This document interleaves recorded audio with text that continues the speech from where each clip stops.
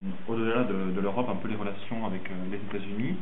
Donc les négociations sur l'après-Kyoto s'ouvriront en décembre à la conférence de Bali.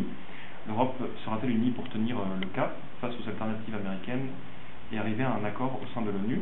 Et par ailleurs, on a vu que Al Gore était présent aux côtés du président de la République pour la clôture du Grenelle. Vous-même avez reçu Lester Brown il y a peu. Et également, il y a le contexte des élections américaines l'année prochaine. Est-ce qu'on pourrait exporter le Grenelle aux USA? Et surtout, est-ce que le développement durable pourrait devenir un sujet de convergence entre les États-Unis et l'Europe et renforcer ainsi les relations transatlantiques? Alors, c'est tout à fait clé ce qui se passe aux États-Unis en ce moment en matière d'environnement. On le voit bien d'ailleurs, hein, depuis plusieurs années, les négociations internationales en matière de changement climatique sont quelque peu bloquées par l'attitude au moins réservée du gouvernement américain. D'abord, il faut bien voir que c'est pas uniforme au niveau des États-Unis.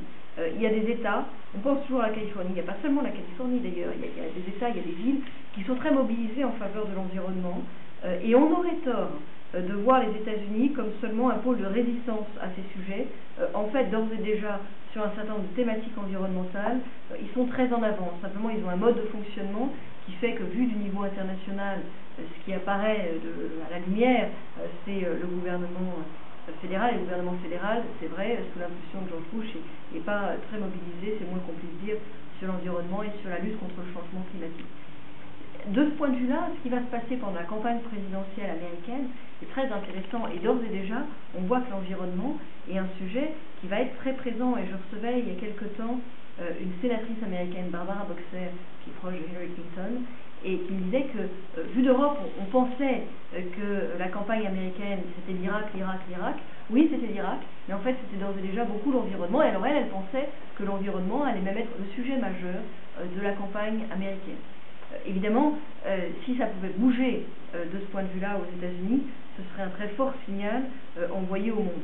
C'est vrai que la conférence de Bali au mois de décembre, décembre qui vient, sur laquelle on a besoin d'avancer si on veut être dans les délais pour avoir une suite au protocole de Kyoto, elle tombe d'une certaine manière pas très bien. Enfin, elle tombe quand elle peut tomber. C'est-à-dire qu'elle tombe à un moment où les États-Unis, au niveau fédéral, ne sont pas fortement engagés et pas autant qu'on le voudrait pour avoir un accord. Notamment, ils ne sont pas prêts, disent-ils, encore à se mobiliser sur des engagements fermes de réduction de gaz à effet de serre. Et c'est le rôle de l'Europe aussi que d'essayer de les entraîner. C'est un rôle que l'Europe jouera d'autant mieux qu'elle est unie sur ces sujets. Et de ce point de vue-là, c'est simplement embêtant qu'il y ait du retard dans la discussion de ce qu'on appelle le paquet climat-énergie. La Commission le présente avec un peu de retard sur la table. Finalement, il sera là seulement en janvier 2008. Bon, on va essayer d'avancer à Bali. On aura sous la présidence française de l'Union européenne une nouvelle conférence internationale sur le changement climatique à Poznan. La dernière, j'allais dire la dernière, pas la dernière, mais en décembre 2009, l'année d'après, il y aura celle de Copenhague. Il faut absolument qu'à Copenhague, on ait un accord définitif si on veut être dans les délais pour avoir une suite au protocole de Kyoto. Et c'est vrai que la présidence française sera une des clés. Elle sera un moment charnière où les choses doivent se nouer. Elle sera juste après l'élection présidentielle américaine.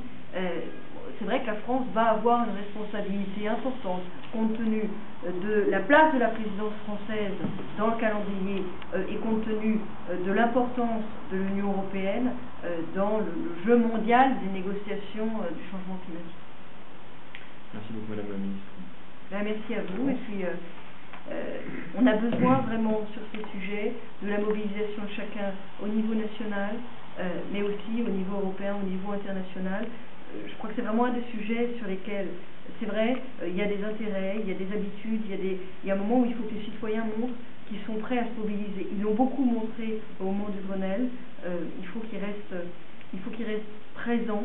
Il faut que cet esprit du Grenelle, qui a été un esprit très positif, où chacun démontrait qu'il voulait se mobiliser, il reste là au niveau français, au niveau européen, et je crois qu'avec ça, on peut faire bouger.